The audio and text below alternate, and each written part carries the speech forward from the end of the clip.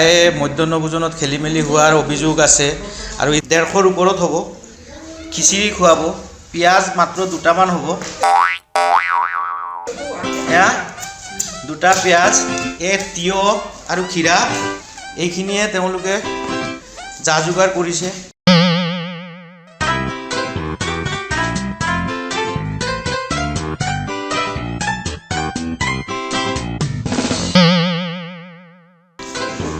এইখিনিৰে বনাই ল'ৰা ছোৱালীক খুৱাব, কিন্তু সঁচাকৈ ল'ৰা ছোৱালীয়ে খাব পৰা অৱস্থা আছেনে এইবিলাক খাবনে?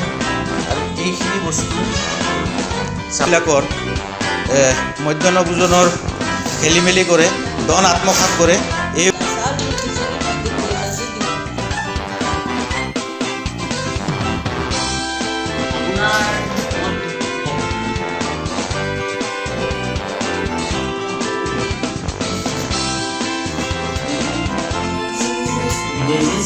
নাই, খেলি মেলিটো যথেষ্ট আছেই। মই পাইছোঁ স্কুলখনৰ শৈক্ষিক পৰিৱেশ একেবাৰে বিধ্বস্ত।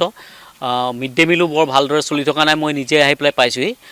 তেওঁলোকে যথেষ্ট কম পৰিমাণৰ চাউল দালি দি পেলাই মিড ডে মিলটো ছাৰ্ভ কৰিব বিচাৰিছিলে। পৰিচালনাৰ একেবাৰে মানে নিম্নমানৰ পৰিচালনা, বিদ্যালয়খনত একোৱেই পৰিচালনা কৰি ৰাখিব পৰা নাই ভালদৰে।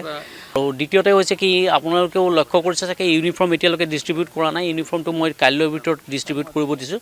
ইউনিফৰ্মখিনি ডিষ্ট্ৰিবিউট কৰিব লাগে, ল'ৰা ছোৱালী ইউনিফৰ্মখিনি পোৱা নাই। খুবেই বেয়া আমাৰ স্কুলত। এতিয়ালৈকে ক্লাছ 6ৰ ল'ৰা ছোৱালীবিলাকে নিজৰ নামটো লিখিব নোৱাৰে। আৰু 2 নম্বৰ হৈছে এই যে চৰকাৰে যে মধ্যাহ্ন ভোজনৰ যিটো হেৰি দিয়ে, এইটো লৈ ইমান দুৰ্নীতি কৰি আছে এইটো স্কুলৰ প্ৰধান শিক্ষকে।